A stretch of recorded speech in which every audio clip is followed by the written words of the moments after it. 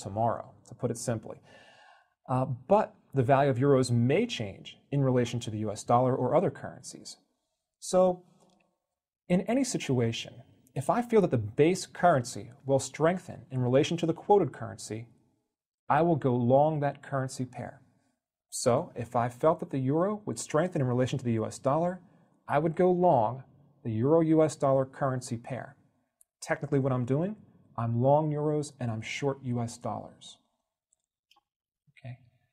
This is a difficult concept at first, but I think you'll see once you get used to it, it's really not that difficult. We're going to talk a little bit about market structure, the way that the FX market is structured, and we'll talk about the different players that are involved here. Now, dealers and market makers are constantly linked to each other via computer, phone, and fax. So trades can literally take place anywhere in the world, anytime, because these trading desks, these dealing desks are constantly open and available to each other. It's an over-the-counter market or an OTC market. And what I mean when I say that, it's a decentralized market. There's no trading floor, there's no physical location. The market exists, but there is no trading floor, there is no actual location per se. But the trading can go on anytime that these entities want to trade with each other. Let's take a look at the hierarchy of participants in the FX market. Now, market access is based on sophistication, volume of transactions, and credit access. Now, what do I mean by that? Well, first of all, think about the interbank. Think of them as the top tier of the Forex market. These are large multinational banks that are trading Forex with each other.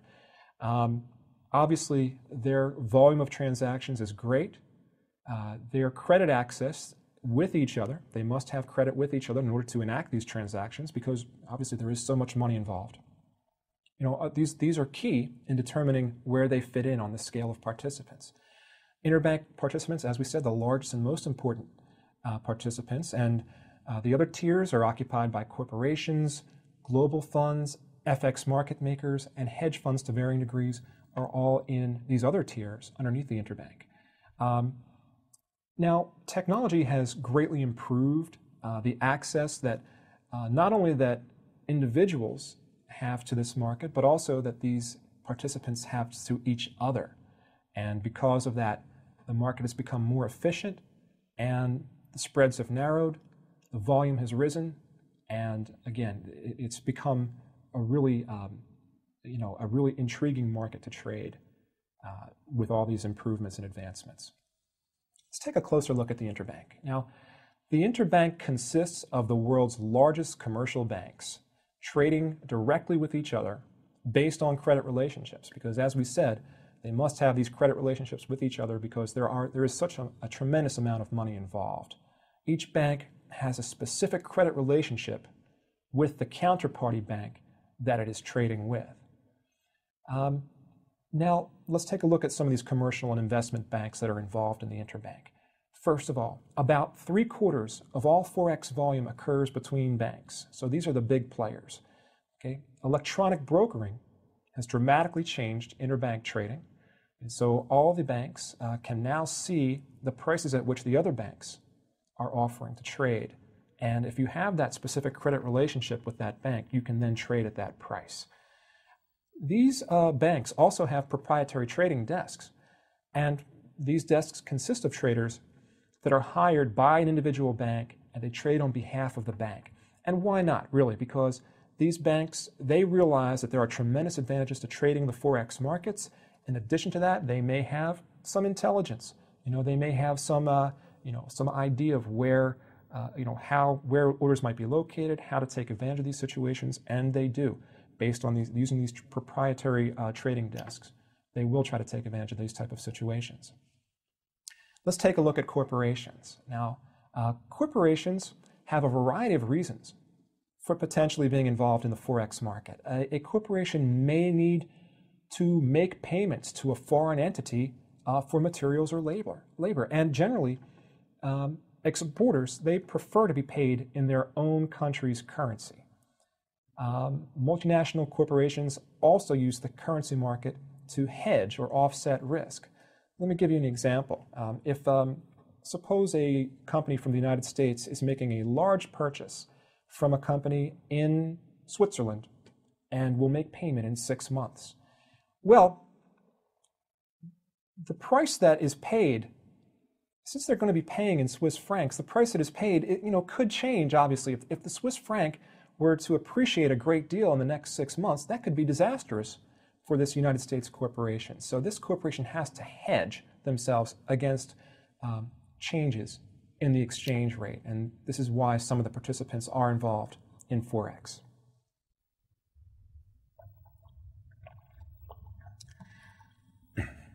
Let's take a look at global funds and their impact.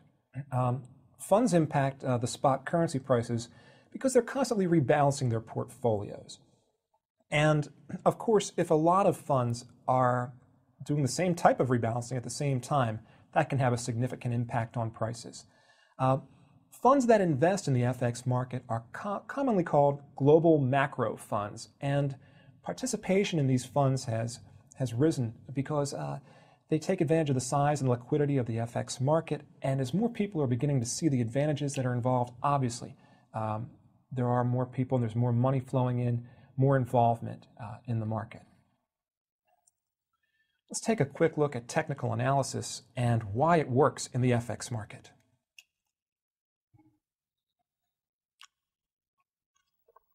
Technical analysis tends to work exceptionally well in the Forex markets, and the reason for this is because long-term movements in the currency markets correlate well with economic cycles. That's why technical analysis was designed originally. It was originally intended for use with instruments that correlate closely with economic cycles. And certainly, the economies of country run in different cycles. There is a boom-bust cycle in the economy of countries.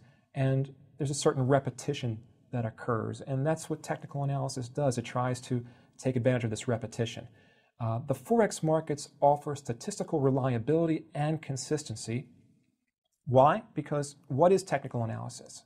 It is essentially a statistical sampling. And what makes a statistical sampling accurate is the number of data points involved. A highly liquid market like the Forex market offers more data points, and this makes the sampling more relevant. So again, technical analysis is very popular in the Forex markets. Of course, fundamental analysis is also used in Forex, and we're going to take a look at trade flows and capital flows. And think of this as just in terms of where is the money flowing? Is the money flowing into a country? Is it flowing out of a country? Because this can have an impact, and we'll show you exactly how this works. First of all, trade flows. Now, think of a negative trade flow where a country's imports outweighs their exports. A good example would be the United States, for example, for a long time has run a trade deficit. And again, that means the United States imports a great deal more than they export. A positive trade flow, a good example would be Japan. That's where your exports, of course, outweigh your imports. In Japan, of course, their economy is based on their exports. So again, that's a very good example. Now, capital flows, on the other hand. A positive capital flow would be if foreign inflows exceed domestic outflows of capital. Again, the United States is a good example because there is a tremendous amount of money flowing in overseas into the United States to take advantage of the U.S. markets, to take advantage of the U.S. banking system, and because of that, it's a very popular destination for the world's money. And of course, a negative capital flow would be the opposite of this. That would be when domestic outflows exceed your foreign inflows of capital. So if we take the two together, trade flows and capital flows, these comprise the balance of payments. So when taken together, positive balance of payments usually means appreciation of the currency in the long run. The currency tends to become stronger if it has a positive balance of payments. And a negative balance of payments, of course, would result in the depreciation of the currency over time. Okay, so that would be your balance of payments. Again, just think of it in terms of where is the money flowing.